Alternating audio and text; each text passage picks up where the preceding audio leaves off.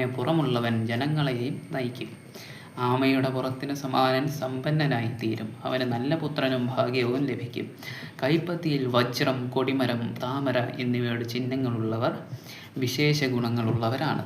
ധനുസ് അഥവാ വില്ല് ആകൃതിയിലുള്ള രേഖകൾ കൈവെള്ളയിലുള്ളവൻ ശത്രുക്കളെ ജയിക്കുന്ന പരാക്രമിയായി മാറും. നടുവിരലിൽ നിന്നും രേഖ ആരംഭിച്ചാൽ വലിയ യുദ്ധധീരനായിത്തീരും.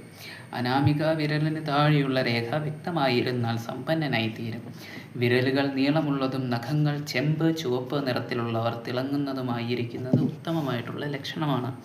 മറിച്ചുള്ള ലക്ഷണമുള്ളവർ സാമ്പത്തിക ബുദ്ധിമുട്ടുകളും ദുഃഖങ്ങളും കർമ്മങ്ങളിൽ തടസ്സങ്ങളും നേരിടാൻ സാധ്യതയുണ്ട്.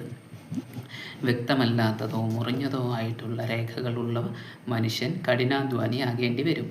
തേൻ നിറത്തിലോ സ്വർണ്ണ നിറത്തിലോ തിളങ്ങുന്ന മനോഹരമായ തലമുടിയുള്ള സ്ത്രീ ഭാഗ്യവതിയാണ്. പുരുഷന്മാരുടെ വലതുഭാഗത്തെ സ്ത്രീകളുടെ ഇടതുഭാഗത്തെയുമാണ് ലക്ഷണമാണ് പ്രധാനം. മൃദുവായ ചർമ്മവും നല്ല ഘടനയോട് കൂടിയ തലയുള്ളവർ ഉത്തമമാണ്. ഇത് പുരുഷ ലക്ഷണം.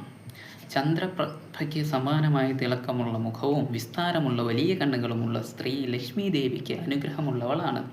സ്ത്രീയുടെ പാദങ്ങളിലോ കൈപ്പത്തികളിലോ ചക്രം, പത്മം, ധ്വജം, ഛത്രം, സ്വാസ്തികം പോലുള്ള ചിഹ്നമുണ്ടെങ്കിൽ അവൾ രാജാവിന് തുല്യനായവൻ്റെ ഭാര്യയായി മാറും. സ്ത്രീകളുടെ കാൽവിരലുകളിൽ പെരുവിരലിനേക്കാൾ നീളം രണ്ടാമത്തെ വിരലിന്, അതായത് പ്രദേശിനിക്ക് ഉണ്ടാകുന്നത് ശുഭലക്ഷണമാണ്. വിരലുകൾ തൊട്ടുരുമി നേരെയായിരിക്കുന്നത് ഉത്തമവും ഐശ്വര്യവുമാണ്. അനാമികയും ചെറുവിരലും നിലത്ത് നന്നായി ഉറച്ചിരിക്കുന്നത് സ്ത്രീയെ പ്രിയപ്പെട്ടവളും ഭാഗ്യവതിയുമാക്കും. സ്ത്രീയുടെ ജംഘ അഥവാ കണങ്കാല്, മുട്ടുകൾ എന്നിവയുടെ ലക്ഷണം വിവരിക്കുന്നു. കുങ്കുമ നിറത്തിലോ സ്വർണ്ണ നിറത്തിലോ തിളങ്ങുന്ന ചർമ്മമുള്ള സ്ത്രീ പ്രിയങ്കരിയാവും.